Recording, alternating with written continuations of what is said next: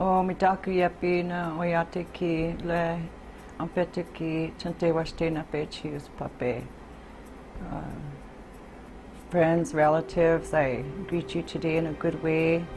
My English name is Debra White Plume, and I live here near the banks of Wounded Knee Creek on the Pine Ridge homeland.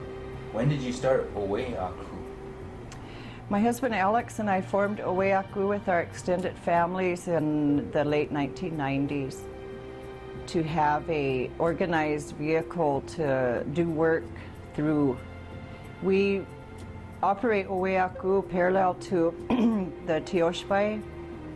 It's a nonprofit 501c3 organization, and utilizing Oweaku or Bring Back the Way, we're able to raise money and create awareness and just operate in today's world using Oweaku as an entity.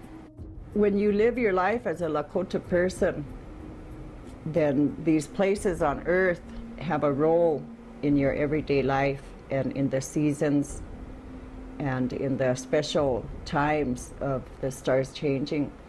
So because we depend on Matopaha, who the spirits teach us is ancient and wise and strong, we want to be like that too. Can you tell us about the tour of resistance? Part of the work of our Teoshpai and Oweaku is to protect and revitalize our Lakota way of life. So we do a lot of work around those issues. We're doing some work around water, our drinking water here on Pine Ridge.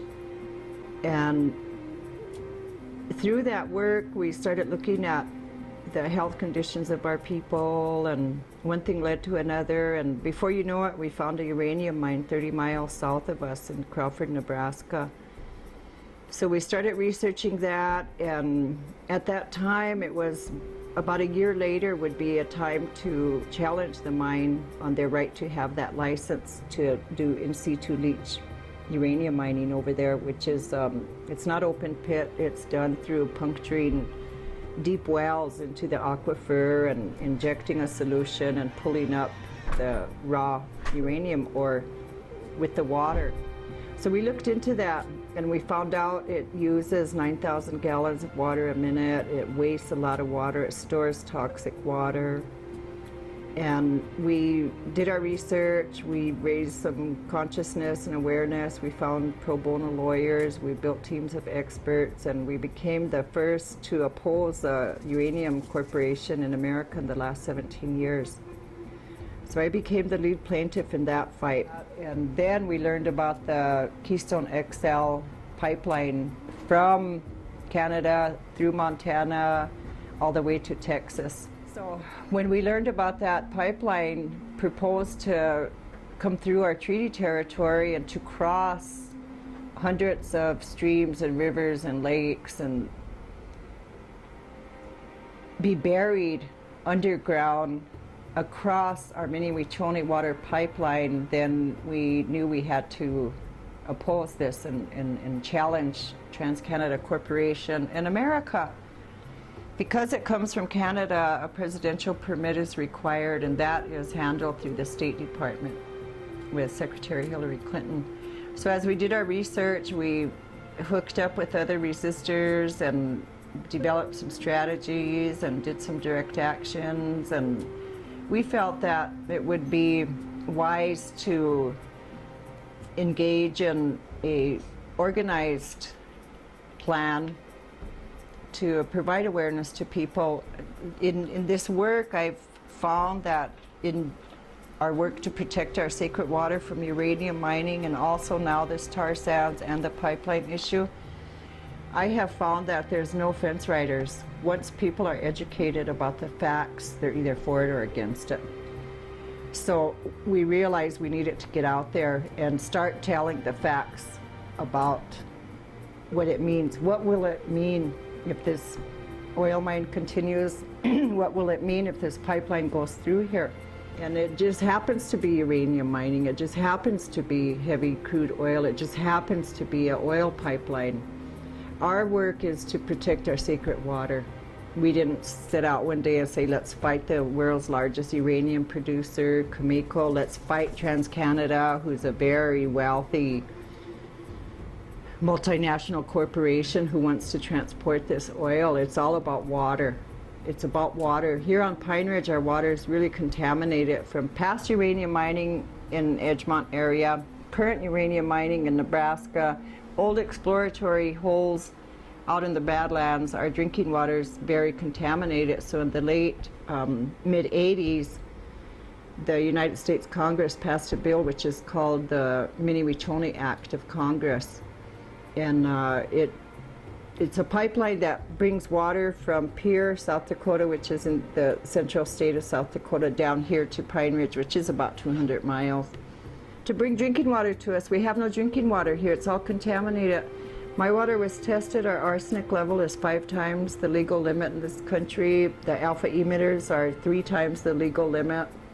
So we drink Mini-Wechoni water, which is Missouri River water, piped in here. On that part of the reservation, we have good drinking water, and it's mixed 50-50 with Mini-Wechoni water, and that's what's piped into our homes. Well, that XL Keystone pipeline will cross that twice. Prior to getting to our section of the pipeline, that pipeline will cross what's called the Lyman-Jones water pipeline 43 times. So by the time the water is pumped out of the Missouri River and gets here, it's crossed 45 times by the Keystone XL oil pipeline. And just knowing Murphy's Law, whatever will go wrong is going to go wrong. And with oil, that's the nature of oil. It just goes everywhere. So if our only source of drinking water is contaminated, to us, that's a life and death situation. There's no place to get enough drinking water for 50,000 Oglalas here on Pine Ridge, let alone our buffalo, let alone the horses, let alone the food that we grow, the plants that grow here. So we realize that there's no way we can just sit here and be quiet and go on our daily lives while they're planning this pipeline through our territory that is literally a threat to our lives. I think it does matter who's president, and I have a lot of friends and allies in the state of Nebraska through this work of opposing this pipeline. And their strategy at the state level was at the state level. There's still a lot of people in Nebraska who are adamantly opposed to that pipeline coming through Nebraska anywhere. They wanted it for sure to avoid the sand hills because of the way the geography is out there. But they don't want it there at all because they understand the water and the land and the threat to it. So they're still opposing it. And we're opposed to it coming here at all. Part of our identity is our tie to Mother Earth. So it's embedded in us to protect Mother Earth as a relative, to be a good relative to Mother Earth. And with the colonization that goes on around the world, not just with Native nations here in the so-called United States, but all over the globe, I think that's a pressing need to revitalize that spirit and feed that spirit and keep it strong in our coming generations, and to decolonize, work on decolonization for the adult population. That is tied to Mother Earth. What's happening to Native nations all over the globe is their territory is being encroached on by mining corporations. And these corporations are all the fat takers of today. They're the fat takers who are selfish and self-centered, and they think only of themselves. We're the children of Mother Earth. We cannot live without our mother. So it behooves us to fight for her and defend her. We have the belief that whatever befalls the earth befalls the people of the earth. So it's our duty and our obligation, and it's our privilege to defend Mother Earth.